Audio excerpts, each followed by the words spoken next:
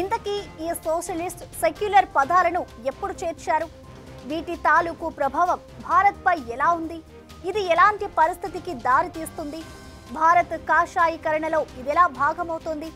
అటు నార్త్లోనే కాక ఇటు సౌత్లోనూ పవన్ వంటి వారి రూపంలో సెక్యులరిజంపై జరుగుతున్న చర్చ ఎలాంటిది? దీన్ని ఎలా అర్థం చేసుకోవాలి?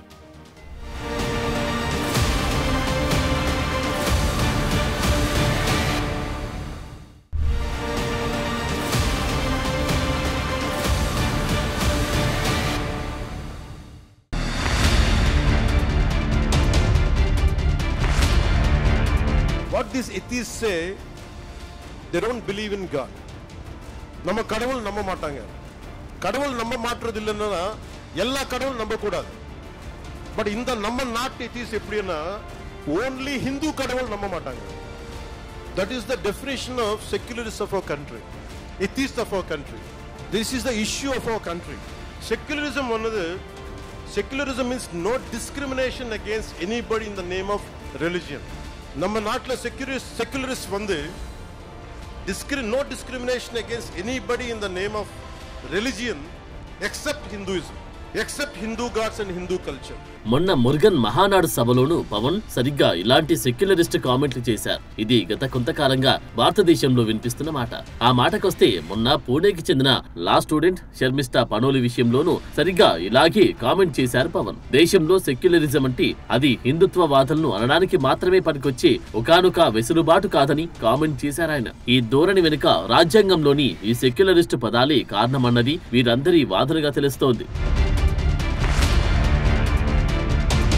1976లో అత్యవసర పరిస్థితి సమయంలో 42వ రాజ్యాంగ సవరణలో భాగంగా లౌకిక, సోషలిస్ట్ అనే 2 పదాలను ప్రవేశికలో చేర్చారు. అత్యవసర పరిస్థితి తర్వాత అధికారంలోకి వచ్చిన జనతా ప్రభుత్వం 42వ సవరణ ద్వారా రాజ్యాంగంలో చేసిన అనేక ఇతర మార్పులను తిప్పికొట్టినప్పటికీ అది సోషలిస్ట్, సెక్యులరిస్ట్ అనే పదాలను అలాగే ఉంచింది. బీజేపీ నేతృత్వంలోని వాజ్పేయి ప్రభుత్వంతో సహా కాంగ్రెస్ ఇతర ప్రభుత్వాలు ఈ 2 పదాలు తొలగించే చర్యకు దూరంగానే ఉంటూ వచ్చాయి. వాస్తవానికి 2014లో నరేంద్ర మోడీ నేతృత్వంలో బీజేపీ తిరిగి అధికారంలోకి వచ్చిన తర్వాత నాటి బీజేపీ అధ్యక్షుడు అమిత్ షా 2015లో పార్టీ లైన్ను స్పష్టం చేశారు. నేటి పీఠిక అలాగే ఉండాలని బీజేపీ విశ్వసిస్తుంది. దాన్ని మార్చాల్సిన అవసరం లేదని అన్నారు.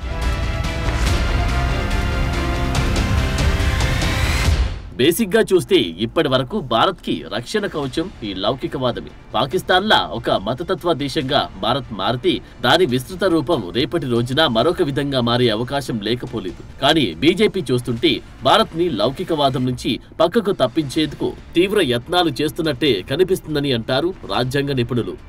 పాకిస్తాన్ మన నుంచి విడిపోయి ఇస్లామిక్ కంట్రీగా మారినప్పుడు మన దేశం హిందూ దేశం ఎందుకు కాకూడదన్నది రెగ్యులర్ గా సంఘ్ పరివార్ సభ్యులు చేసే ప్రశ్న. వీరి ఆలోచన ప్రకారం భారతదేశం ఇప్పటి వరకు లౌకికవాదం, సామ్యవాదం ద్వారా నష్టపోయినట్టుగానే చెప్పాల్సి ఉంటుంది. ఒకవేళ సోషలిస్ట్, సెక్యులర్ అనే పదాలు తొలగిస్తే ఏం జరుగుతుంది అని చూస్తే అది దేశ స్వరూప స్వభావాలను పూర్తిగా మార్చే అవకాశం కనిపిస్తుంది. రాజ్యాంగ సూత్రాలు, విలువలు కూడా బొత్తిగా మారిపోయే ఛాన్స్ ఉంది. అంతేకాదు సామాజిక, ఆర్థిక సమానత్వం, మత స్వేచ్ఛ వంటి అంశాలపై ఇది తన తడాక చూపించవచ్చని అంటారు రాజ్యాంగ నిపుణులు. ఒకవేళ సోషలిస్ట్ అనే పదం తొలగిస్తే దేశ సామాజిక, ఆర్థిక సమానత్వం కోసం తయారు చేసిన రాజ్యాంగ లక్ష్యాలన్నీ బలహీనపరుస్తుంది. సంపద, వనరుల సమాన పంపిణీ, సామాజిక న్యాయం వంటి అంశాలపై ఇది తీవ్ర ప్రభావం చూపవచ్చని హెచ్చరిస్తారు కొందరు నిపుణులు. సెక్యులర్ అనే పదం తొలగిస్తే మతపరమైన స్వేచ్ఛ కూడా కోల్పోయే ప్రమాదం ఉంది. మతం ప్రాతిపాదికన వివక్షకు వ్యతిరేకంగా ఉన్న రాజ్యాంగ సూత్రం మరింత ఇరుకున పడుతుంది. ప్రభుత్వం కూడా మతం పరంగా పక్షపాత ధోరణిని అవలంబించే అవకాశం ఎక్కువగా ఉంది. ఈ 2 పదాలు రాజ్యాంగ ప్రవేశికలో చేర్చడం ద్వారా భారత రాజ్యాంగం సమగ్రత, లౌకికవాదం, సామాజిక న్యాయానికి కట్టుబడి ఉన్నట్లు కనిపిస్తుంది. వీటిని తొలగిస్తే రాజ్యాంగ విలువలు మరింత పలుచనయ్యే అవకాశం కనిపిస్తుందని అంటారు రాజ్యాంగ నిపుణులు. ఇతర దేశాలు కూడా ఈ మార్పును గమనించి భారతదేశంతో సంబంధాలు నెరపే విధానాన్ని మార్చుకోవచ్చు. ముఖ్యంగా ఇతర దేశాల్లో లౌకికవాదం, సామాజిక న్యాయం పట్ల ఆసక్తి ఉన్నవారిలో మన పట్ల ఇప్పటి వరకున్న ధోరణి మారవచ్చు.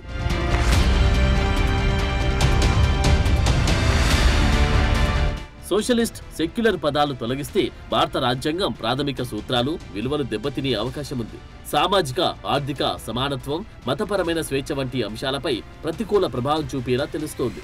అందుకే రాహుల్, దత్తాత్రేయ అన్న వెంటనే తీవ్రంగా రియాక్ట్ అయ్యారు. మరి చూడాలి ఈ రాజ్యాంగ రచ్చ ఏ తీరం చేరనుందో తేలాల్సి ఉంది.